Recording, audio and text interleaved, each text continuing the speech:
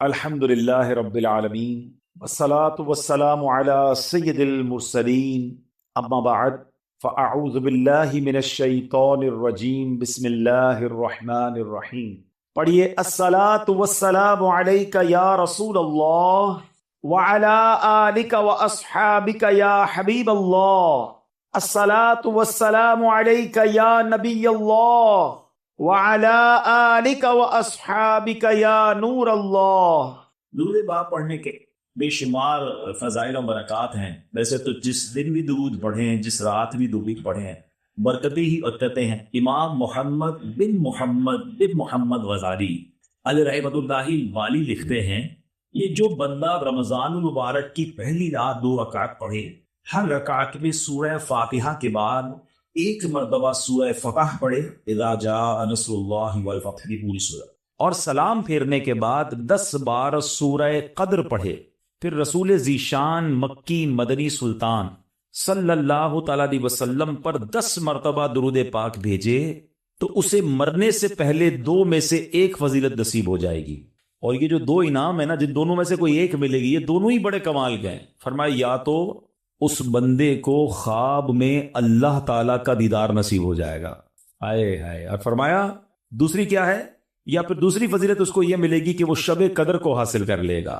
तो दोनों ही समझ ले कमाल की फजीलतें हैं। तो रमजान की पहली रात इंशाअल्लाह ये 2 रकातें पढ़नी है। मैं रिपीट कर देता हूं, हर रकात में सूरह फातिहा के बाद एक मरतबा सूरह फतह, इज़ा जाअ नस्रुल्लाहि वल फतह पूरी सूरत, और जब पूरी कर ले 2 रकात तो 10 बार सूरह कद्र, इन्ना अंज़लनाहु फी लैलतिल कद्र, ये पूरी सूरत, और उसके बाद 10 मरतबा दुरूद पाक पढ़ने।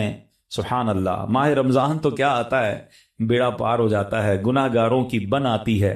अल्लाह इस रमजान की बरकतें हम सबको नसीब फरमाए। तो दुरूद पाक की क्या बात है, नियत कर लें इंशाअल्लाह कसरत के साथ दुरूद पाक पढ़ेंगे इंशाअल्लाह। नामे हजरत पे लाख बार दुरूद, बेअदद और बेशुमार दुरूद, हमको पढ़ना खुदा नसीब करे, दम बदम और बार बार दुरूद। कौन जाने दुरूद की कीमत, कौन जाने दुरूद की कीमत, है अजब दुर्रे शाहवार दुरूद। जो मुहिब्बे नबी है ए काफी, जो मुहिब्बे नबी है ए काफी, चाहिए उसको बार बार दुरूद। सल्लु अलल हबीब सल्लल्लाहु तआला अला मुहम्मद सल्लल्लाहु अलैहि वसल्लम। सुभान अल्लाह, सुभान अल्लाह। मेरे प्यारे इस्लामी भाइयों, एक मरतबा फिर माह गुफरान, नुज़ूल कुरान, रब के मेहमान माह रमजान की आमद आमद है। कुछ ही दिन के बाद ये ऐलान होगा, मुबारक हो, माह रमजानुल मुबारक का चांद नजर आ गया है। ये ऐलान सुनते ही इंशाअल्लाह आशिकाने रमजान के दिल खुशी से झूम उठेंगे, चेहरों पर ताजगी आ जाएगी, मस्जिदों की रौनक बढ़ जाएगी। तरावी का सिलसिला, फर्ज नमाजें, कोई नवाफिल की कसरत कर रहा होगा, कोई तिलावत कुरान का फैज उठा रहा होगा, सहरो इफ्तार की रौनकें होंगी। सुभान अल्लाह। क्या आप जानते हैं रमजान मुबारक कितना अजीम महीना है? जी हाँ, वो महीना तशरीफ ला रहा है जिसे हदीस पाक में सैयदुश शहूर यानी तमाम महीनों का सरदार कहा गया। वो मुबारक महीना आ रहा है कि उसकी पहली रात से आसमानों के दरवाजे खोल दिए जाएंगे, फिर आखिरी रात तक, लास्ट नाइट तक वो दरवाजे बंद नहीं होंगे। जो इस महीने में एक सजदा करे उसके लिए 1500 नेकियां लिखी जाती हैं, और जन्नत में सुर्ख याकूत का घर बनाया जाता है। अल्लाह अकबर। समझ आ रही है बात? एक सजदे पर 1500 नेकियां, और एक ही सजदे पर सुर्ख याकूत का जन्नत में घर। अब सोचे जो नफिल पढ़ते हैं, जो पूरी तरावी पढ़ते हैं, हर सजदे पर क्या कुछ हासिल कर रहे हैं। उन्हें सोचना चाहिए जो तरावी में सुस्ती कर जाते हैं, नवाफिल में सुस्ती करते हैं। दिल पर चोट करने के लिए एक जुमला कह देता हूं, बाकी फिर आगे चलते हैं, कि अगर ये कह दिया जाए कि माह रमजान में जो जितने सजदे करेगा उसे उतने 1000 रुपए मिलेंगे, फिर बताएं कितने सजदे करेंगे। अच्छा जनाब, जो माह रमजान में पूरी तरावी पढ़ेगा उसे जनाब कोरंगी की एक बड़ी सोसाइटी में एक प्लॉट दिया जाएगा, हैं 20 रकात पूरी पढ़े, बंदा के 20 के बाद कहेंगे कुछ और भी पढ़ लेता हूं, हैं एक पूरा प्लॉट मिल जाएगा हर सजदे पर। कराची में नहीं, हैं पाकिस्तान के पोश एरिया में नहीं, जन्नत में सुर्ख याकूत का घर दिया जा रहा है। तो कितने सजदे करने चाहिए रमजान में? वारे न्यारे हो गए ना, इतना आसान। सुभान अल्लाह। और सुनो, वो महीना आ रहा है कि जो माह रमजान का पहला रोजा रखता है इसके पिछले गुनाह मुआफ कर दिए जाते हैं। صبح سے شام تک 70,000 فرشتے اس کے لیے دعائیں مغفرت کرتے ہیں. آج دنیا میں پتہ ہے ہم کسی بڑے بزرگ شخصیت کو ڈھونڈ رہے ہوتے ہیں, کسی عالم دین سے پیار ہوتا ہے, کسی پیر صاحب سے محبت ہوتی ہے, بندہ کہتا ہے جا کے یار ان سے دعا کروا لوں میرا کام ہو جائے گا. اللہ کے فرشتے, اور وہ بھی کتنے, 70,000 صبح سے شام تک روزہ دار کے لیے دعائیں کر رہے ہیں. سبحان اللہ. جس میں نفل کا ثواب فرض کے برابر, فرض کا ثواب 70 گنا بڑھا دیا جائے گا. رمضان مبارک کی جب پہلی رات آتی ہے, اللہ پاک اس امت کی طرف نظر رحمت فرماتا ہے, اور جس پر اللہ نظر رحمت فرمائے اسے کبھی عذاب نہ دے گا. اس سے پتہ چل رہا ہے, 2-3 باتیں آ گئی ہیں کہ پہلی رات بڑی امپورٹنٹ ہے. آخری رات تو ہے ہی امپورٹنٹ, وہ بعد میں بتاؤں گا, مگر چونکہ ابھی پہلی رات آنے والی ہے نا, first night of Ramzan is very important. آپ نے سنا اس رات ہمیں یہ 2 رکعتیں پڑھنی ہیں. پھر فرمایا اس رات اللہ جس پر نظر رحمت فرمائے گا اس پر کبھی عذاب نہیں ہوگا. اور پھر کیا فرمایا کہ پہلی رات آسمانوں کے دروازے کھول دیے جاتے ہیں. سبحان اللہ. تو یہ خاص رات ہے. فرمایا اس مبارک مہینے میں بخشش کے پروانے بانٹے جائیں گے. کون سا وقت بڑا سینسٹیو ہے؟ جو افطار کا وقت ہے نا, یہ بڑا سینسٹیو ہے, بڑا حساس, بڑا خوبصورت وقت ہے. حدیث پاک میں آتا ہے جس کا مضمون ہے ہر روز افطار کے وقت 10 لاکھ گناہگاروں کی بخشش کی جائے گی. اور اس مبارک مہینے میں جتنے جمعے ہوں گے, فرمایا تب تو وارے نیارے ہو جائیں گے. جمعرات کی مغرب سے لے کر غروب آفتاب سے جمعے کے غروب آفتاب تک, یہ جو 24 آورز ہیں, یہ جو دن رات ہے, فرمایا ہر گھڑی میں 10 لاکھ گناہگار جہنم سے آزاد کر دیے جاتے ہیں. اور وہ بھی کون سے؟ جن پر جہنم واجب ہو چکی تھی, گناہوں کی وجہ سے جن پر جہنم واجب ہو گئی, وہ گناہگار بخشے جائیں گے. اللہ اکبر. اب سوچو یہ رمضان کیسا مہینہ ہے, اس کی کتنی خوشی ہونی چاہیے, کتنی پریپریشن ہونی چاہیے. افطار کا وقت تو اتنا نازک وقت ہے کہ 10 لاکھ بخشے جا رہے ہیں. ہم افطار میں کس کام میں لگے رہتے ہیں بھائی؟ سموسے آگے کے نہیں آئے, پکوڑے آگے کے نہیں آئے, شربت کہاں ہے, دہی بلے کہاں ہیں, فلاں چیز کہاں ہے, گھر میں ایک افراتفری مچی ہوئی ہوتی ہے. پلیز ٹرائی ٹو انڈرسٹینڈ, یہ افطار کا وقت مانگنے کا وقت ہے, گڑگڑانے کا وقت ہے, آنسو بہانے کا وقت ہے کہ مولا آج 10 لاکھ بخشے جا رہے ہیں. ان بخشے جانے والوں میں میرا بھی نام لکھ دے. کاش سارے اپنے گھر والوں کو بھی کہہ دیا کرو کہ چھوڑ دیں کچن کے کام, ہم بیٹھ جائیں, جو ہو گیا تیار ٹھیک ہے, یہ آخری 10-15 منٹ. اور سبحان اللہ, کراچی والوں کو تو اور فائدہ یہ ہے کہ عین اسی وقت تک عالمی مدنی مرکز میں ایک عجب سما ہوتا ہے, ایک آنسوؤں کی برسات ہے, ایک دعاؤں کا سلسلہ ہے. ہمارا تو ٹائم بھی میچ ہوتا ہے نا, پنجاب والے یا دنیا کے دوسرے ملکوں والوں کا وہ افطار کا وقت نہیں ہوتا, ہمارا تو ایگزیکٹ افطار کا وقت وہی ہوتا ہے. کیا ہی اچھا ہو کہ باپ بھی بیٹھا ہو, ماں بھی بیٹھی ہو, بچے بھی بیٹھے ہوں اور ہاتھ اٹھے ہوئے ہوں, اور اللہ کی بارگاہ میں التجائے ہوں, اے اللہ ہمارا گھرانہ تیرے دربار میں حاضر ہے, اے اللہ افطار کا وقت ہے, 10 لاکھ بخشے جائیں گے.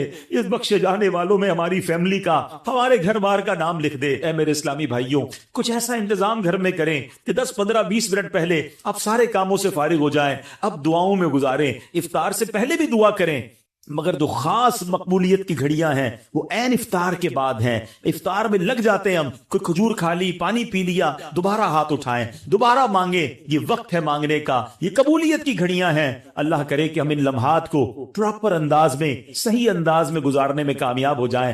اپنے دل میں خوشی داخل کیجئے, پریپریشن کیجئے, تیاری کیجئے. آپ کے گھر پہ جیسا مہمان آتا ہے آپ ویسی تیاری کرتے ہیں نا. کوئی دور کا مہمان, نارمل مہمان, آپ نارمل سی تیاری کرتے ہیں. اسپیشل مہمان آپ اسپیشل تیاری کرتے ہیں. کچھ مہمان ایسے ہوتے ہیں جن کے آنے کے لیے انتظار ہوتا ہے, یقین نہیں آتا وہ ہمارے گھر آ رہے ہیں. بندہ گھر بھی سجاتا ہے, صفائی بھی کرتا ہے, خوشبو بھی لگاتا ہے, اچھے اچھے کھانے بناتا ہے. مہمان کی تیاری ہے نا. تو رمضان یہ رب کی طرف سے ہمارے لیے مہمان آ رہا ہے, ہماری بخشش کروانے آ رہا ہے. ہمیں اپنے آپ کو سجانا ہے, اپنے کردار کو سجانا ہے. اپنی صحت کا بھی اس لیے خیال رکھو کہ میں اب ایسے الٹے سیدھے کھانے نہ کھاؤں رمضان سے پہلے. پتہ ہے جس کی شادی ہونے والی ہوتی ہے تو دولہے کو لوگ کہتے ہیں بھائی ذرا خیال رکھنا, شادی والے دن ہی بیمار مت ہو جانا. 1 ہفتہ پہلے سے احتیاط کرواتے ہیں, زیادہ سفر نہیں کرواتے, زیادہ تھکن والا کام نہیں کرواتے. تو کیا ہی اچھا ہو کہ ماہ رمضان سے پہلے ہم اپنی صحت کا خیال رکھیں, تھوڑا سا ریسٹ کریں. مجھے روزے رکھنے ہیں, مجھے انشاءاللہ تراویاں پڑھنی ہیں. اپنے کام کاج کو موڈیفائی کریں. آپ بہت بیزی رہتے کاروبار میں, نوکری میں, تو کوشش کریں کہ کوئی ایسی ترتیب بنائے کہ میرا کچھ کام کم ہو جائے تاکہ میں روزے رکھ سکوں, میں عبادت کر سکوں. ساری زندگی پڑی ہے کام کرنے کے لیے. لیکن عجیب بات پتہ ہے کیا ہے, اس وقت 2 قسم کی تیاریاں ہو رہی ہیں.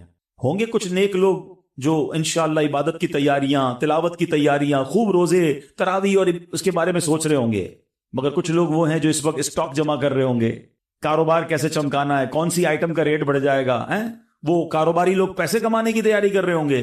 کچھ گھر والے وہ ہوں گے جو یہ سوچ رہے ہوں گے بھئی رمضان میں پکانا کیا ہے، کھانا کیا ہے، کون سی آئٹم لینی ہے. رمضان کھانے پینے کے لیے نہیں آتا. اچھا ویسے بڑی عجیب بات ہے، ذرا سوچیں آپ کہ ماہ رمضان میں ہم روزے رکھتے ہیں، لاجیکلی تو سمجھ یہ آتا ہے کہ ہمارا وزن تھوڑا کم ہو جانا چاہیے، ہم تھوڑے سمارٹ ہو جائیں، مگر کئی لوگ وہ ہیں جن کا رمضان میں وزن بڑھ جاتا. کیوں بھائی؟ اس لیے کہ سحری میں زیادہ کھاتے ہیں، پورا دن روزہ رکھنا ہے. رات زیادہ اس لیے کھاتے ہیں کہ پورا دن روزہ رکھا تھا، پھر 2 بار اور کھاتے ہیں کہ کل پھر روزہ رکھنا ہے. تو عام دنوں میں 2 بار کھاتے ہیں، رمضان میں 4-5 بار کھاتے ہیں. اور وہ کھاتے ہیں جو نہیں کھانا چاہیے. پورا سال جو چیز نہیں کھاتے وہ رمضان میں کھاتے ہیں، پھر موٹے ہو جاتے ہیں، طبیعت خراب ہو جاتی ہے، گلے خراب ہو جاتے ہیں. نہیں، ماہ رمضان تو کم کھانے کا مہینہ ہے، فریش ہونے کا مہینہ ہے. لیکن ہمارے یہاں تو فیسٹیول، اگر میں کہوں کسی کو کہ کسی غیر مسلم کو اگر رمضان میں دورہ کرا دیا جائے پاکستان کے مختلف شہروں کا اور کہیں بتاؤ کیا آپ نے دیکھا، تو کہے گا لگتا ہے مسلمانوں کا کوئی کھانے پینے کا تہوار آ رہا ہے. کہ میں جس مٹھائی کی دکان پہ گیا وہ رش تھا، جس پکوڑے کی دکان پہ گیا وہ لائنیں لگی ہوئی تھی افطار سے پہلے، اور بورڈ لگے ہوئے تھے سحری آفر، افطار آفر. تو لگتا ہے مسلمانوں کا کوئی کھانے پینے کا سالانہ تہوار آتا ہے. کتنی عجیب بات ہے یار. جس مہینے میں پورا دن کھانے پینے سے رکنا ہے، اس مہینے میں سارا دن رات کھانے پینے کی باتیں ہو رہی ہوتی ہیں. مجھے بتائیں نا، ہم دوست آپس میں ملتے کیا بات کرتے ہیں؟ یار سناؤ آج سحری کہاں کرنی ہے؟ اچھا بھائی افطار کہاں کرنا ہے؟ رات کدھر چلنا ہے کھانے کے لیے؟ ارے بھائی یہ بات کون کرے گا؟ تراویح کدھر پڑھنی ہے آج؟ تلاوت کدھر کرنی ہے؟ تہجد کہاں پڑھنی ہے؟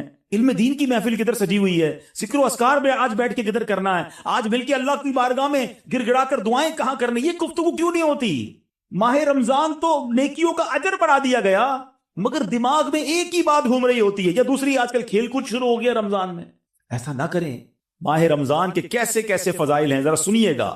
معراج شریف کی روایات میں ہے، معراج کے دولہ مکی مدنی مصطفیٰ صلی اللہ تعالی علیہ وسلم نے سدرۃ المنتہا کے قریب ایک فرشتہ دیکھا. آپ فرماتے لم ارا مثلہ، یعنی ایسا نرالا فرشتہ میں نے کبھی نہیں دیکھا. نبی پاک فرما رہے. تو آپ فرماتے ہیں کہ میں نے ایسا نرالا فرشتہ تو کبھی نہیں دیکھا تھا. یہ جب تسبیح کرتا تھا تو اس کی ایسی خوبصورت آواز تھی کہ اس آواز سے عرش بھی جھوم اٹھتا تھا. میں نے جبریل سے پوچھا ایو خلقی ھذا، اے جبریل یہ کون سی مخلوق ہے؟ عرض کی حضور یہ ایک فرشتہ ہے جو حضرت آدم علیہ السلام سے 2000 سال پہلے پیدا کیا گیا تھا. میں نے پوچھا اس سے پہلے یہ کہاں تھا؟ عرض کیا اللہ پاک نے عرش کے نیچے جنت میں ایک جگہ بنائی ہے، یہ وہیں ہوتا ہے. حضور آج آپ کے دیدار کے لیے حاضر ہوا ہے. کیا شان ہے میرے آقا کی. ہر کوئی فدا ہے بن دیکھے، دیدار کا عالم کیا ہوگا. ارے فرشتہ بھی میرے آقا کے دیدار کا تمنائی ہے. جبریل امین کہتے حضور آج آپ کے دیدار کے لیے حاضر ہوا ہے. مکی مدنی سلطان صلی اللہ تعالی علیہ وسلم فرماتے ہیں اب نبی پاک علیہ الصلوۃ والسلام نے اس فرشتے سے ایک بڑا کمال کا سوال کیا. ذرا سنیے گا، آپ کا ایمان تازہ ہو جائے گا. پیارے آقا علیہ الصلوۃ والسلام نے اس فرشتے کو سلام کیا تو وہ اللہ پاک کی تسبیح میں مصروف تھا، اسے سلام سنائی نہ دیا. اب جبریل امین نے اسے کہا ھذا محمد صلی اللہ علیہ وسلم، یہ محبوب خدا جناب رسول اللہ صلی اللہ علیہ وسلم ہے. جب اس نے سنا تو خوشی سے اپنے 2 سبز پر پھیلائے. یہ اتنے بڑے پر تھے جنہوں نے آسمانوں اور زمین کو گھیر لیا. اب اس نے مجھے نبی پاک فرماتے ہیں مجھ سے گلے ملنے کی سعادت حاصل کی، ادب سے بوسہ بھی دیا. پھر عرض کی یا رسول اللہ صلی اللہ تعالی علیہ وسلم آپ کے لیے گڈ نیوز ہے، آپ کے لیے خوشخبری ہے کہ اللہ پاک نے ماہ رمضان کے صدقے آپ کی امت کی بخشش فرما دی. اس فرشتے نے نبی پاک کو عرض کی کہ حضور آپ کی امت کو اللہ نے ماہ رمضان کے صدقے بخش دیا ہے. سبحان اللہ. نبی ہاشمی صلی اللہ علیہ وسلم مزید فرماتے ہیں اس فرشتے کے سامنے 2 صندوق رکھے ہوئے تھے جن پر ہزاروں تالے لگائے ہوئے تھے. میں نے پوچھا ان صندوقوں میں کیا ہے؟ اس فرشتے نے عرض کی ان صندوقوں میں آپ کی امت کے روزہ داروں کے لیے جہنم سے آزادی کے پروانے ہیں. آئے ہائے، ہماری مغفرت کا انتظام پہلے ہی رب نے فرما دیا ہے. کاش ہم ماہ رمضان کے قدردار بن جائیں. اے گناہ گاروں تمہاری سمجھ لو بات بن آئی ہے. عاصیوں کی مغفرت کا لے کر آیا ہے پیام. جھوم جاؤ مجرموں رمضان ماہ غفران ہے. بھائیوں بہنوں کرو سب نیکیوں پر نیکیاں، پڑ گئے دوزخ پہ تالے قید میں شیطان ہے۔ اللہ اکبر۔ تو اے میرے پیارے اسلامی بھائیوں، یہ اس قدر مبارک مہینہ ہے کہ اللہ کریم اس مہینے میں رحمتوں اور برکتوں کے دروازے کھول دیتا ہے، اس مہینے میں مغفرتوں کے انتظام ہو گئے ہیں۔ اللہ کرے کہ ہم ماہ رمضان کی قدر کرنے والے بن جائیں۔ رب عز و جل قرآن مجید میں اس ماہ مبارک کے بارے میں فرماتا ہے، ماہ رمضان کی آپ اہمیت کا اندازہ اس بات سے بھی لگائیں کہ پورے قرآن میں صرف ایک ہی مہینے کا ذکر ہے، اور وہ مہینہ کون سا ہے؟ وہ مہینہ ماہ رمضان ہے۔ اللہ قرآن میں فرماتا ہے، بسم اللہ الرحمن الرحیم، شہر رمضان الذی انزل فیہ القرآن ھدی للناس وبینات من الھدی والفرقان فمن شہد منکم الشہر فلیصم۔ ترجمہ کنز العرفان۔ رمضان کا مہینہ ہے جس میں قرآن نازل کیا گیا، جو لوگوں کے لیے ہدایت اور رہنمائی ہے اور فیصلے کی روشن باتوں پر مشتمل ہے۔ تو تم میں جو کوئی یہ مہینہ پائے تو ضرور اس کے روزے رکھے۔ سبحان اللہ۔ اے میرے پیارے اسلامی بھائیوں، رمضان کا مہینہ کیا خوبصورت فرمایا کہ جو اس مہینے کو پائے وہ روزے رکھے۔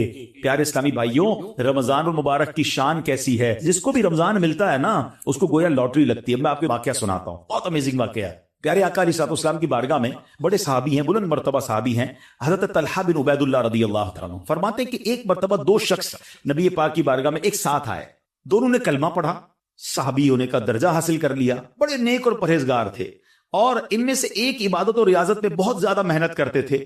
جو زیادہ عبادت گزار تھے، یہ ایک مرتبہ ایک غزوے میں شریک ہوئے اور شہید ہو گئے، جہاد میں گئے اور شہید ہو گئے، اور ایک سال بعد دوسرے جو صحابی تھے ان کا بھی انتقال ہو گیا۔ ٹھیک ہے، حضرت طلحہ فرماتے ہیں ان دونوں کے دنیا سے جانے کے بعد ایک رات میں نے خواب میں دیکھتا ہوں کہ میں جنت کے دروازے پر کھڑا ہوں، یہ دونوں صحابی رسول وہاں موجود ہیں۔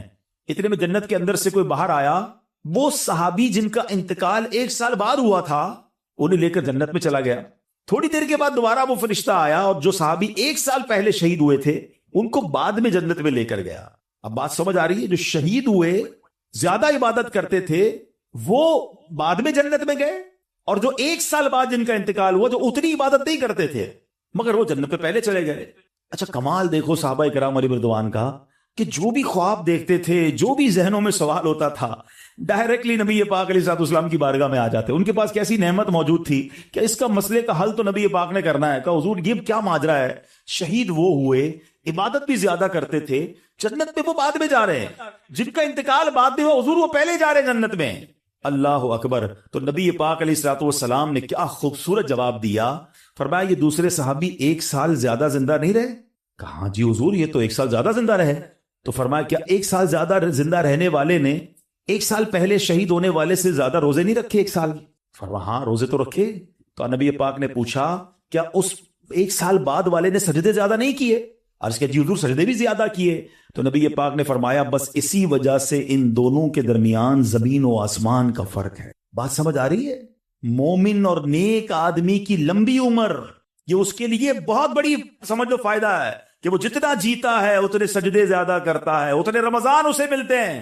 یاد رکھیے گا، بندہ نیک ہو اور عمر طویل ہو تو اس کے وارے نہیں آ رہے ہیں، لیکن اگر بندہ گناہ گار ہے، اس کی عمر بڑی ہو جائے تو وہ تو مارا گیا نا، اس کی تو روز نماز قضا ہو رہی ہے، اس کے رمضان کے روزے بھی قضا ہو رہے ہیں، وہ روز جھوٹ بول رہا ہے، تو وہ روز حرام کما رہا ہے، تو اس کا تو گناہوں کا میٹر جاری ہے نا۔ یہ لوگ بڑی عمر کی جو دعا کرتے ہیں نا، بڑی اچھی نعمت ہے یہ، لیکن اللہ سے ہمیشہ یہ دعا کریں کہ مولا نیکیوں والی طویل عمر عطا فرما، عافیت والی طویل عمر عطا فرما۔ تو پتہ چلا کہ پھر رمضان آ رہا ہے میری بخشش کروانے، پھر رمضان آ رہا ہے میرے نامہ اعمال میں۔ تو پتہ چلا کہ ماہ رمضان یہ ہمارے لیے بہت بڑا احسان ہے۔ اللہ خیر سے رمضان عطا کر دے، اس کو ضائع نہ ہونے دینا، اس کو خوب نیکیوں میں گزارنا۔ پچھلے گناہوں کی معافی کا ایک اور چانس دیا جا رہا ہے، مغفرت کا گویا ایک اور موقع آنے والا ہے۔ اللہ کرے کہ ہم اس کی قدر کرنے میں کامیاب ہو جائیں۔ یا خدا ہم عاصیوں پر یہ بڑا احسان ہے، یا خدا ہم عاصیوں پر یہ بڑا احسان ہے، زندگی میں پھر عطا ہم کو کیا رمضان ہے۔ یا الہی تو مدینے میں کبھی رمضان دکھا، یا الہی تو مدینے میں کبھی رمضان دکھا، مدتوں سے دل میں یہ عطار کے ارمان ہے۔ تو اے میرے پیارے اسلامی بھائیوں، کاش ماہ رمضان کی ہم قدر کرنے میں کامیاب ہو جائیں. آپ کو معلوم ہے ماہ رمضان آتا تھا نا تو میرے آقا اس کا بھرپور استقبال فرماتے تھے. دیکھیں ہمیں اگر اپنی آنے والی نسلوں تک یہ بات باقی رکھنی ہے کہ رمضان کی اہمیت رہے, ہمارے بچوں کو پتا چلے, انہیں سارا سال انتظار رہے, تو ہمیں بھی ماہ رمضان کو سیلیبریٹ کرنا چاہیے. نبی پاک کیا کرتے, میرے آقا جب چاند نظر آتا نا سبحان اللہ, تو پیارے آقا علیہ الصلوۃ والسلام قبلے کی طرف رک کر کے یوں دعا مانگتے. ذرا دعا دیکھیے گا کون سی ہے. آقا کی دعا کیا ہوتی, اللہم اہلہ علینا بالامن والامانہ والسلامۃ والعافیۃ المجللۃ ودفاع الاسقام والعون علی الصلاۃ والصیام والقیام وتلاوۃ القرآن. اللہم سلمنا لرمضان وسلمہ منا حتی ینقضی وقد غفرت لنا ورحمتنا وعفوت عنا. اے اللہ اس چاند کو ہم پر امن و امان, سلامتی, مکمل عافیت اور بیماریوں سے حفاظت کا ذریعہ بنا, اور نماز, روزے, عبادت اور تلاوت قرآن پر مدد کا سبب بنا. اے رب کریم ہمیں رمضان کی وجہ سے سلامتی عطا فرما, یعنی اسے ہمارے لیے سلامتی والا بنا اور اسے ہم سے سلامتی عطا فرما, یہاں تک کہ جب یہ رخصت ہو تو تیری مغفرت و رحمت اور عفو درگزر ہمارا یقینی مقدر بن چکا ہو. سبحان اللہ. تو پتا چلا رمضان مبارک کی آمد پر خوشخبریاں دینا, لوگوں کو مبارکباد دینا, یہ اچھا کام ہے. انشاءاللہ اگر ہم رمضان کی آمد کی خوشی بنائیں گے, اللہ کی رحمت جوش میں آئے اور کاش ہم جنت کے حقدار بن جائیں. مگر ایک احتیاط اس میں کرنی ہے. جب بھی رمضان آتا ہے نا تو ایک بڑا عجیب سا میسج وائرل ہوتا ہے. کیا وائرل ہوتا ہے؟ حدیث پاک میں ہے کہ جس نے سب سے پہلے آمد رمضان کی وقت مبارک دی اس کے لیے جنت واجب ہو جاتی ہے. ایسی کوئی حدیث ہمارے آقا مکی مدنی مصطفیٰ صلی اللہ تعالی علیہ وسلم سے ثابت نہیں ہے, نہ ہی رمضان کے بارے میں نہ ہی کسی مبارک مہینے کے بارے میں. ایسے جھوٹے میسجز کو آگے بڑھانا نہیں چاہیے. جو بھی آپ کو میسج بھیجے اس کو محبت کے ساتھ سمجھائیں کہ ایسی کوئی حدیث نہیں ہے. حدیث پاک ذرا غور سے سن لیں. جو ہر میسج آگے فارورڈ کر دیتے ہیں نا, پہلے چیک تو کریں یہ حدیث ہے بھی کہ نہیں. ہم کہیں جھوٹی حدیث یا جھوٹی بات پھیلانے کا سبب تو نہیں بن رہے. حدیث پاک سنیے گا, من کذب علی متعمدا فلیتبوأ مقعدہ من النار. آقا فرماتے جس نے مجھ پر جان بوجھ کر جھوٹ باندھا, مثلا نبی پاک علیہ الصلوۃ والسلام نے کوئی بات فرمائی نہیں تھی اور یہ کہہ دیا کہ پیارے آقا علیہ الصلوۃ والسلام کی حدیث ہے, تو ایسا بندہ اپنا ٹھکانہ جہنم میں بنا لے. تو بالکل بھی اور لوگ اچھا یہ تو عجیب ہے نا, کہیں بیٹھے اللہ قرآن میں یہ فرماتا ہے بھائی, قرآن میں آیا ہے, کدھر آیا ہے بھائی یہ اس کو بھی نہیں پتا ہے, حدیث میں یہ بات آئی ہے, بھائی کون سی حدیث کس کتاب ہے پتا کچھ نہیں ہے, اپنی طرف سے بولی جا رہے ہیں. بھائی کس نے کہا ہے آپ کو قرآن میں آیا ہے, حدیث میں آیا ہے, آپ کو جب پتا نہیں ہے, آپ کو یاد نہیں, اتنا سخت معاملہ ہے نبی پاک کی طرف جھوٹ باندھنا ہے. اور آقا نے کیا فرمایا, اپنا ٹھکانہ جہنم بنایا. تو آپ کہہ دیں میں نے کہیں پڑھا ہے, ہو سکتا ہے میں نے کہیں سنا ہے. قرآن اور حدیث کی بات کرتے تو لرزہ آ جانا چاہیے. ایک زبر زیر پیش کا ہم فرق نہیں کر سکتے قرآن میں. جناب اللہ نے قرآن میں یہ فرمایا, تم کو نہیں پتا قرآن میں یہ ہے, بحث کریں گے اور قرآن کو بیچ میں لے آئیں گے. یہ ہماری خواتین بھی بہت کرتی ہیں. تو مہربانی کر کے اس سے توبہ کریں, اور ان معاملات میں جب تک آپ کے سامنے, آپ دیکھیں آج کروڑوں لوگوں کی تقدیریں بدلنے والے, لاکھوں ہزاروں حافظ اور عالم بنانے والی شخصیت امیر اہل سنت, نہ جانے کتنی ہزاروں ان کو حدیثیں یاد ہوں گی, کتنی روایتیں اور آیتیں یاد ہیں, مگر آج بھی آپ مدنی مذاکرے میں دیکھیں یہ کیوں, یہ ہماری تربیت کے لیے کہ وہ پہلے قرآن کی کوئی آیت پڑھنی ہے تو لکھا ہوا سامنے لاتے ہیں, حدیث پڑھنی تو پورا پڑھ کے سناتے ہیں تاکہ ایگزیکٹلی وہی لفظ لوگوں کے سامنے جائے جو نبی پاک کے دہان مبارک سے نکلا ہے. تو ہماری آپ کی جرت نہیں ہونی چاہیے کہ حدیث میں اپنی طرف سے حاشیے لگائیں, اپنی طرف سے معاذ اللہ قرآن پاک کے بارے میں. بعض اوقات تو یہ بات ایمانیات پر آ جائے گی اگر اپنی طرف سے کوئی بات ایڈیشن کر رہا ہے, تو بڑے احتیاط کی حاجت ہے. البتہ ماہ رمضان ایک اور خوبصورت آیت سنیے گا. اس میں قرآن پاک نے جو ہم پر رمضان کے روزے فرض کیے گئے نا, اس کا ریزن بیان کیا. یعنی ہماری شریعت ہم سے چاہتی کیا ہے, روزے تو ہم برسوں سے رکھ رہے ہیں, بچپن سے روزے رکھ رہے ہیں, کئی ایسے یہاں ایسے ہوں گے, لیکن اس روزے سے میں حاصل کیا کرنا ہے. قرآن کیا فرماتا ہے سنو, اللہ قرآن میں فرماتا ہے, یا ایھا الذین آمنوا کتب علیکم الصیام کما کتب علی الذین من قبلکم. اے ایمان والو تم پر روزے فرض کیے گئے جیسے تم سے پہلے لوگوں پر فرض کیے گئے تھے, مگر آگے ریزن بتایا گیا کیوں کیے گئے, لعلکم تتقون. قرآن کہتا ہے تاکہ تم پرہیزگار بن جاؤ. آج سمجھ لیں, میں اس موضوع کو تھوڑا اور مزید ڈیفائن کروں گا. کہ روزے فرض ہونے کی وجہ قرآن نے کیا بیان کی؟ لعلکم تتقون، تاکہ تم پرہیزگاری اختیار کرو، تم پرہیزگار بن جاؤ۔ اس آیت کریمہ میں جو روزے کی اعلیٰ ترین حکمت اور بہت بڑا فائدہ بیان کیا گیا، ایکچولی اس میں چھپا ہوا ہے لعلکم تتقون، تاکہ تم پرہیزگار بن جاؤ۔ اے میرے پیارے اسلامی بھائیوں، پتا چلا کہ مبارک مہینہ ہے جس میں ہمیں تقوی حاصل کرنا ہے۔ آپ نے علماء کرام کا بیان سنا ہوگا، وہ بعض علماء کہتے ہیں الحمدللہ رب العالمین والعاقبۃ للمتقین۔ اس کا معنی پتہ ہے؟ اے ہائے، یقین کریں کبھی کبھی خطبہ ہی ہلا دیتا ہے یہ جملہ اگر سمجھ آ جائے نا کہ تمام تعریفیں اس رب کے لیے ہیں جو عالمین کا رب ہے، والعاقبۃ للمتقین، جو آخرت ہے نا، جو بعد والی زندگی ہے وہ ہے ہی متقین کے لیے، تو ہم کدھر جائیں گے؟ اگر ہم متقیوں میں نہیں ہیں تو پھر ہمارا کیا بنے گا؟ اب ذرا غور کیجئے، تقوی یہ بڑی کمال کی نعمت ہے، آسان نہیں ہے، مگر سبحان اللہ رمضان کا روزہ جو ہے وہ ہمیں متقی بنانے آیا ہے۔ قرآن کہتا بھی یہی ہے لعلکم تتقون، تاکہ تم پرہیزگار بن جاؤ، متقی بن جاؤ۔ سبحان اللہ، تقوی کتنی بڑی دولت ہے۔ حضرت ابو سعید خدری رضی اللہ تعالیٰ عنہ سے روایت ہے، رسول اکرم نور مجسم شفیع معظم صلی اللہ علیہ وسلم نے ایک صحابی کو نصیحت کرتے ہوئے فرمایا علیک بتقوی اللہ فإنہ جماع کل خیر، تم پر تقوی لازم ہے کہ بے شک تقوی تمام بھلائیوں کا مجموعہ ہے، تمام بھلائیوں کا کمبینیشن کیا ہے؟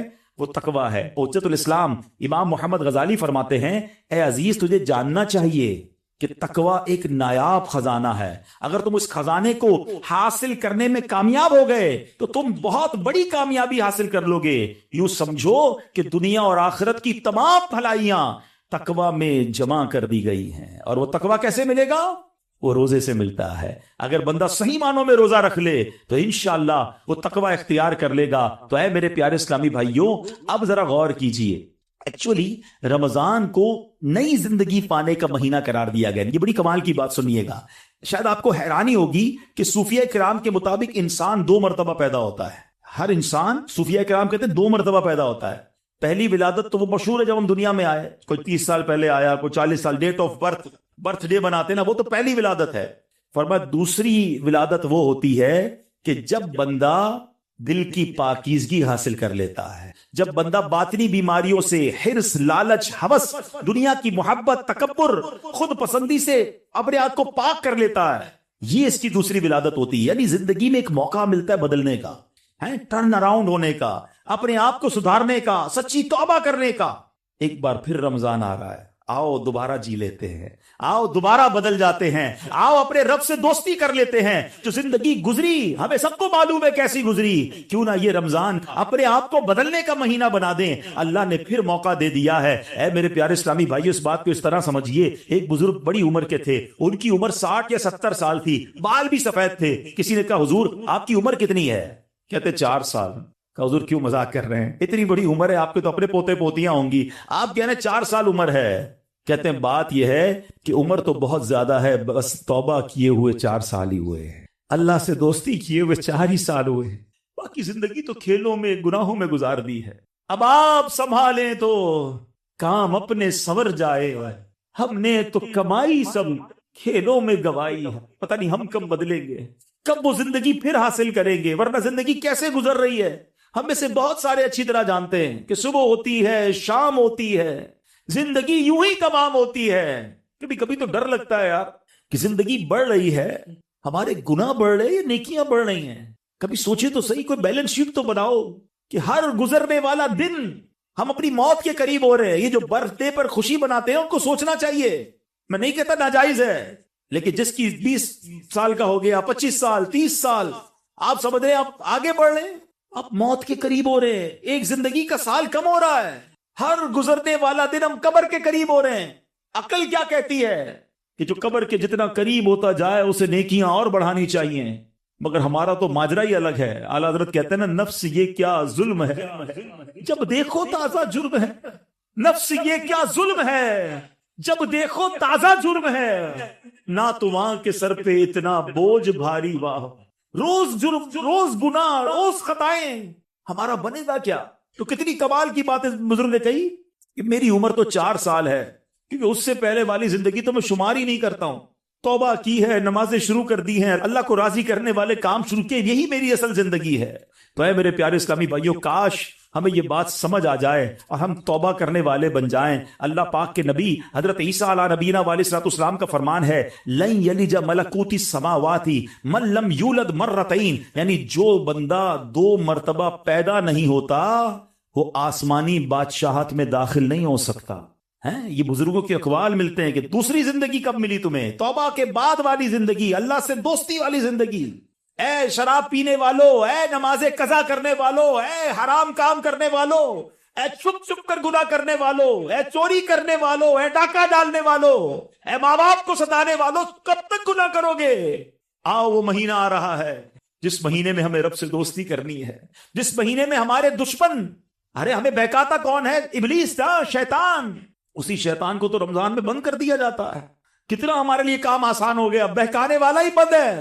اب تو توبہ کر لو، اب تو رب سے دوستی کر لو، اب تو اپنی لائف کو ریوائیو کر کے نشاط ثانیہ ایک نئی زندگی حاصل کر لو کہ چلو اس رمضان سے پہلے والی زندگی دوسری، اور اب زندگی الگ ہے. اب اللہ کی رضا والی زندگی، اب سجدوں والی، اب نماز والی، اب حلال والی زندگی ہوگی. آپ نے 2 صحابی کے واقعات سنے، 1 سال زندہ رہے زیادہ، وہ شہید سے آگے بڑھ گئے کیونکہ وہ 1 سال انہوں نے سجدوں میں، نمازوں میں، روزوں میں گزارا. ہمارا ہر سال ہمارے نہ جانے کتنے گناہوں میں اضافہ کرتا ہوگا. ہمیں یہ غور کرنا چاہیے. کاش اب زندگی کو بدلنے میں کامیاب ہو جائیں. حدیث پاک میں فرمایا ان لکل شیء بابا وان باب العبادۃ الصیام، بے شک ہر چیز کا دروازہ ہوتا ہے اور روزہ عبادت کا دروازہ ہے. تو ہے میرے پیارے اسلامی بھائیوں، کاش ہم روزے کی اہمیت کو سمجھیں. ہمارا ایک اور بڑا پرابلم ہے، ہم نے روزے کا نام بس بھوکا پیاسا رہنے کو سمجھ لیا ہے. لوگ جناب ہمارے ہاں تو ایسے بھی لوگ پائے جاتے ہیں، بات آپ کو عجیب لگے گی. میں بہت چھوٹا تھا، ہمارے علاقے میں جب لوگ ساری رات جاگتے ہیں تو ایک صاحب کے بارے میں کسی نے عذرائے مذاق کہا کہ یہ صاحب بھونپو تو بھونپو روزہ رکھتے ہیں. میں نے کہا یہ کون سا روزہ ہوتا ہے؟ ہم جب چھوٹے تھے اب تو پتہ ہی وہ سائرن بجتے ہیں، بھونپو کہتے تھے اس کو، سحری کا سائرن تو افطار کا سائرن. میں نے کہا یہ کون سا روزہ ہے؟ تو ساری رات جاگتے ہیں، سحری کر کے سو جاتے ہیں اور اب افطار میں جا کے اٹھتے ہیں. تو نہ ظہر پڑی نہ عصر پڑی، مغرب کا بھی پتہ نہیں ہے. یہ کون سا روزہ ہے؟ صرف کیا بھوکا پیاسا ہی رہنا ہے؟ فلمیں ڈرامے دیکھ رہے ہیں لوگ، موبائل پہ گیمز چل رہی ہیں، میوزک چل رہا ہے. ہم کیوں رمضان کی نہیں سمجھ رہے؟ روزہ کس چیز کا نام ہے؟ دیکھو یہ کیسے بندے کو پلٹا دیتا ہے اگر صدق کے دل کے ساتھ روزہ رکھا جائے. حضرت شیخ ابو بکر شبلی کا واقعہ سنیے گا. کہتے ہیں اپنی زندگی کا ایک حیرت انگیز واقعہ بیان کیا آپ نے. ایک مرتبہ ایک قافلے کے ساتھ میں ملک شام جا رہا تھا تو کہتے ہیں کہ راستے میں اچانک ڈاکوؤں کی جماعت نے ہمارے قافلے پر اٹیک کیا اور قافلے والوں کا ساز و سامان لوٹ کر اپنے سردار کے سامنے ڈھیر کر دیا. جانچ پڑتال کرنے لگے، ایک شخص کے سامان سے بہت ساری شکر اور بادام نکلے. ڈاکو تو ڈاکو ہوتے ہیں. انہوں نے جناب کہا چلو مال بھی ملا اور بس کھانا بھی ملا، تو سب نے شکر اور بادام کھانا شروع کر دی. مگر میں نے دیکھا کہ ڈاکوؤں کا سردار کھا نہیں رہا کچھ. شیخ ابو بکر شبلی کہتے ہیں بھائی تم کیوں نہیں کھا رہے؟ لوٹ تو لیا ہے، سب کھا رہے، تم خاموش ہو. تو کہتا ہے میرا روزہ ہے. شیخ ابو بکر شبلی کہتے ہیں کہ ایک طرف تو لوگوں کا مال لوٹ رہے ہو، لوگوں سے پیسے لوٹ رہے ہو، اور تم روزہ بھی رکھے ہوئے ہو، یہ کیا بات ہوئی؟ تو کیا کہتے ہیں وہ ڈاکو کا سردار کہتا ہے کہ اللہ پاک سے صلح کے لیے کوئی راہ بھی تو باقی رکھنی چاہیے نا. مجھے پتا ہے میں غلط کر رہا ہوں مگر رب کو راضی کرنے کے لیے کوئی راستہ تو باقی رکھو نا. اللہ اکبر. وہ کہتے ہیں مجھے تو شیخ ابو بکر شبلی کہتے ہیں میں تو بات بھول گیا، مگر کچھ عرصے کے بعد میں نے مکہ مکرمہ میں اسی ڈاکوؤں کے سردار کو دیکھا. اس کے چہرے پر عبادت کا نور تھا، مجاہدات کی وجہ سے اس کا جسم کمزور پڑ چکا تھا، وہ احرام باندھے طواف کعبہ میں مصروف تھا. اسی حالت میں دیکھ کر مجھے ایک بار پھر حیرت ہوئی. میں نے ان سے پوچھا تم وہی نہیں جو ڈاکوؤں کے سردار تھے؟ کہتے ہاں بات یہ ہے کہ میں وہی ہوں، اور سنیے اسی روزے نے میری اللہ پاک سے صلح کروا دی ہے. یہ روزہ عبادت کا دروازہ ہے، اس کی اہمیت کو سمجھنا ہے. روزہ رکھ کر دے لوگ گناہ کر رہے ہیں، رمضان کی راتوں میں جو گناہ کر رہے ہیں، خدا نہ ایسا نہ کریں. اور آئیے گناہوں بھری زندگی سے ہمیں اپنے آپ کو بدلنا ہے. صحابی رسول حضرت جابر بن عبداللہ کا کمال کا فرمان ہے. میں نے خود زندگی میں پہلی بار جملہ پڑھا، لیکن کیا کمال کی بات آپ فرماتے ہیں. آپ فرماتے لا تجعل یوم صومک و یوم فطرک سواء. فرماتے تمہارے روزے کا دن اور بغیر روزے کا دن ان دونوں کو ایک جیسا مت رکھو. بات بڑی پتے کی ہے. تم بغیر روزے کے جیسے ہوتے ہو، روزے میں بھی ویسے ہی ہو. روزے کا دن الگ ہونا چاہیے، اس دن عبادتیں زیادہ ہونی چاہیے، اس دن گناہوں سے بدلنا ہونا چاہیے، اس دن میرے اندر اور تبدیلی آنی چاہیے۔ کاش آنکھوں کا روزہ ہو کہ میری آنکھیں حرام نہ دیکھیں، کاش زبان کا روزہ ہو کہ میری زبان جھوٹ نہ بولے، کسی کا دل نہ دکھائے، کاش میرے ہاتھ بھی روزے میں ہو، یہ ہاتھ کسی ظلم کی طرف نہ بڑھیں، کاش میرے پیر بھی روزے والے ہوں، یہ پیر مجھے کسی حرام کے اڈے کی طرف نہ لے جائیں۔ اللہ کرے کہ صرف بھوکا پیاسا نہیں، ہم اپنے پورے جسم کا روزہ رکھیں، اپنے کردار کا روزہ رکھیں، میری ذات سے کسی کو تکلیف نہ پہنچے۔ اور سچی بات بتاؤں، روزہ تو بہت سارے لیسن دیتا ہے۔ تقوی کی بات ہو رہی ہے نا، ایکچولی تقوی کی شاندار پریکٹس بھی ہمیں روزہ کرواتا ہے۔ مجھے بتائیے، جب ہم روزہ رکھتے ہیں اور افطار کا وقت قریب آنے والا ہوتا ہے، لاکھوں کروڑوں لوگ روزہ رکھتے ہیں پوری دنیا میں، اب دیکھیں تو اربوں لوگ روزہ رکھتے ہیں، کوئی ایک اسلامی بھائی، بچہ بچی مجھے بتا دیں، اسلامی بھائی اسلامی بہن، کہ جو روزے سے پہلے چپکے سے گھر میں جائے، کوئی دیکھنے والا نہ ہو اور کچھ کھانا پینا کھا لے۔ آپ کے ساتھ کئی بار ایسا ہوا ہوگا کہ افطار سے پہلے آپ گھر گئے ہوں گے، گھر میں کوئی نہیں ہے، آپ نے فریج کھولا ہوگا، کوئی ٹھنڈا شربت پڑا ہوا ہے، فروٹ کٹا ہوا ہے، گھر میں پانی کا جگ بھی پڑا ہوا ہے، آپ کو پیاس بھی لگ رہی ہے، گھر میں کوئی بھی نہیں ہے، کوئی ایک ایسا جس نے چپکے سے پانی پی لیا ہو۔ جب کوئی نہیں دیکھ رہا، بھائی کیوں نہیں پیا آپ نے؟ تو آپ کیا جواب دیں گے؟ کون دیکھ رہا ہے؟ اللہ دیکھ رہا ہے۔ ایسا ہی ہے نا؟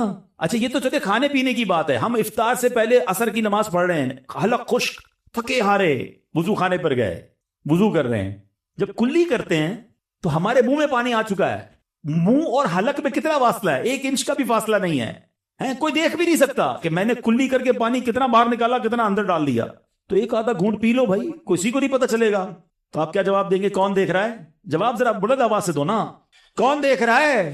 کمال کی بات ہے۔ دیکھو روزہ کیسی شاندار پریکٹس کرا رہا ہے، میں اکیلا ہوں، کھا پی اس لیے نہیں رہا ہوں کہ اللہ دیکھ رہا ہے۔ اور آپ کو پتا یہی کھانا پینا سحری کا وقت ختم ہونے سے پہلے بھی حلال، افطار کا وقت ہو گیا اس کے بعد پھر حلال، صرف اس ٹائم میں نہیں کھا پی رہا، حلال چیزیں تھی، روزے کی وجہ سے بعد میں رک گیا۔ تو جو رب تمہیں کھاتے پیتے دیکھ رہا ہے وہ حرام کام کرتے نہیں دیکھتا۔ آپ سوچیں، یہ شاندار، ہم ہر سب جتنے مسلمان پریکٹس کرتے ہیں رمضان میں، بالکل پکی پریکٹس ہوتی ہے، اللہ دیکھ رہا ہے اس لیے نہیں کھاؤں گا، اللہ دیکھ رہا ہے پھر فلم کیوں دیکھتے ہو، اللہ دیکھ رہا ہے پھر حرام کیوں دیکھتے ہو، اللہ دیکھ رہا ہے تم جھوٹ کیوں بولتے ہو۔ رمضان میں بھی گناہ کر رہے ہیں لوگ، اور رمضان کے بعد تو دھڑلے سے کر رہے ہیں۔ کیا میرا رب معاذ اللہ تمہیں صرف کھاتے پیتے دیکھ سکتا ہے؟ تمہیں حرام کام کرتے ہوئے، حرام کماتے ہوئے، جھوٹ بولتے ہوئے، کسی پر زیادتی کرتے ہوئے نہیں دیکھ رہا؟ اس وقت کیوں خیال نہیں آتا اللہ دیکھ رہا ہے؟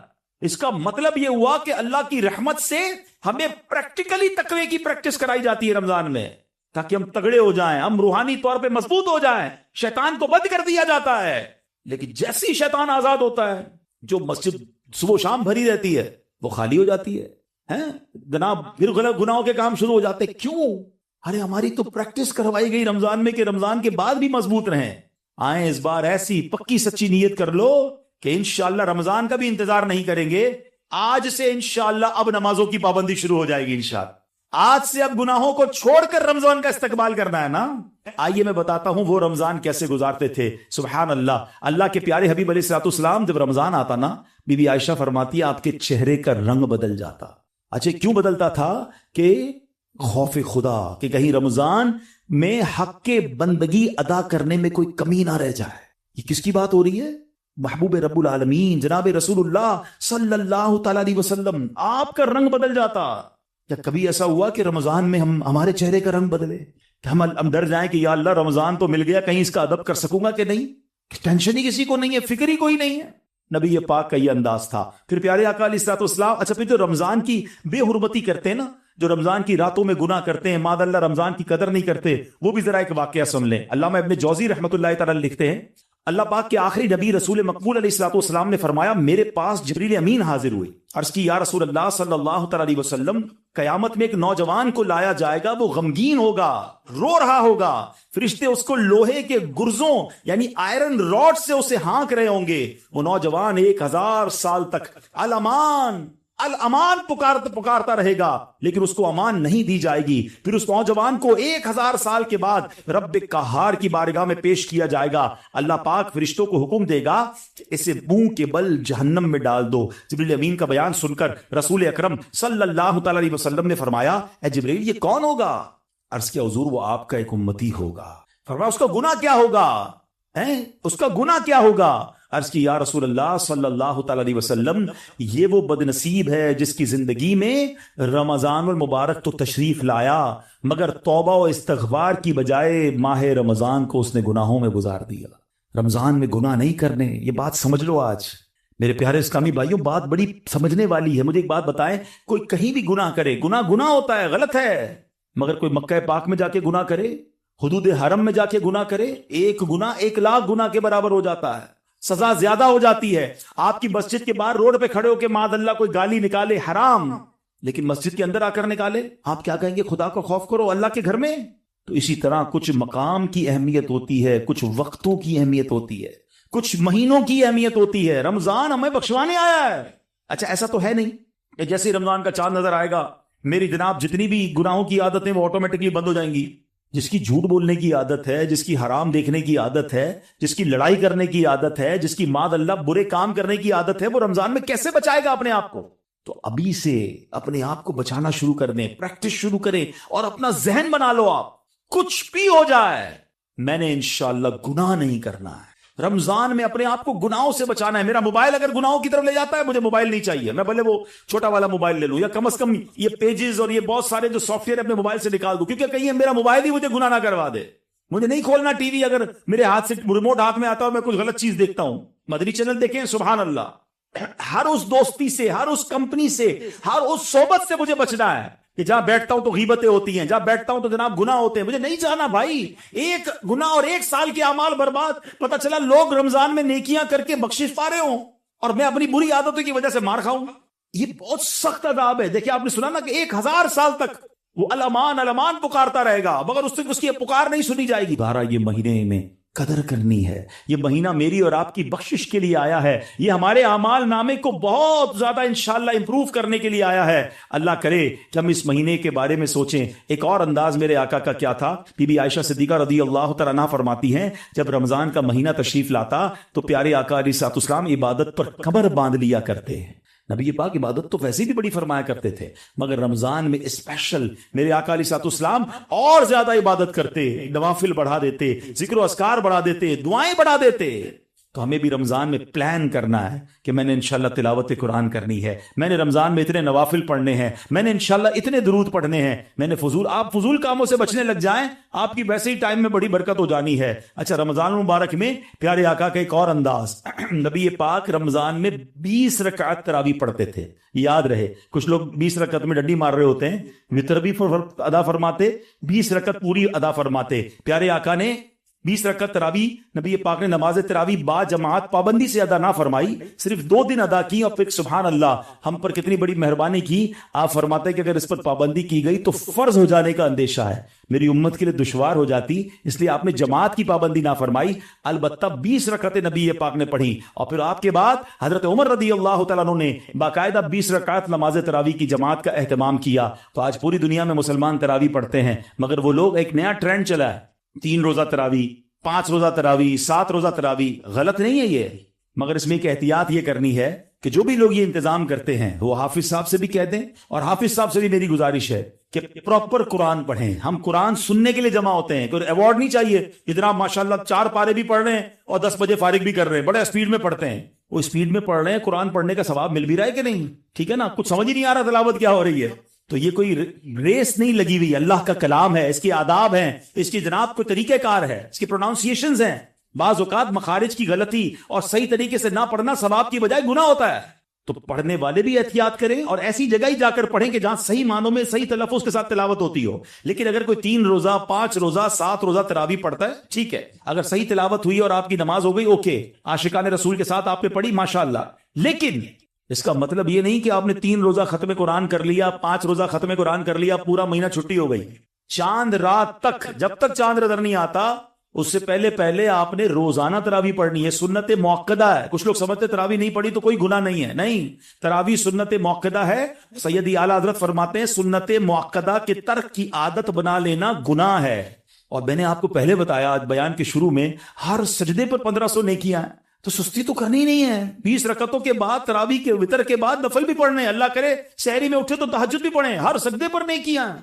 تو ہمیں تو اور عبادت کرنی ہے، نہ کہ عبادت سے جی چرانے کے، دور بھاگنے کے فارمولے اختیار کریں۔ نبی پاک کا ایک اور بڑا پیارا انداز، جبریل امین پیارے آقا کے پاس آتے نا تو نبی پاک جبریل امین کے ساتھ قرآن کا دور فرمایا کرتے۔ ہائے ہائے، ہم میں سے بہت سارے وہ لوگ تلاوت کرتے ہیں، اچھی بات ہے، مگر یہ دور والی سنت بھی عمل ہونی چاہیے۔ دو دوست بیٹھ جائیں، میں پہلے آپ کو قرآن سناتا ہوں، پھر آپ سنائیں، اللہ کرے زبانی یاد ہو تو زبانی سنائیں، ورنہ پڑھ کے سنا دیں۔ گھر میں میاں بیوی کر سکتے ہیں، باپ بیٹا کر سکتے ہیں، بھائی بہن، پردے کے جو بھی معاملات فیملی کے وہ دیکھ کر اگر گھر میں بھی اپنے ساتھ بیٹھ کر دور کرے اور یاد کرے، وہ کیسا منظر ہوگا جب جبریل امین اور نبی پاک قرآن کا دور فرمایا کرتے۔ اور ایک خاص کام نبی پاک کا یہ ہوتا کہ رمضان میں، ویسے تو میرے آقا سے بڑھ کر سخی کون ہے، مگر رمضان میں میرے آقا خوب سخاوت فرماتے، ہر آنے والے کو عطا فرماتے۔ راوی لکھتے ہیں ایسی سخاوت ہوتی کہ جیسے تیز آندھی چلتی ہے، اس سے زیادہ نبی پاک کی سخاوت جو ہے وہ جاری رہتی۔ تو ہمیں بھی چاہیے کہ ماہ رمضان میں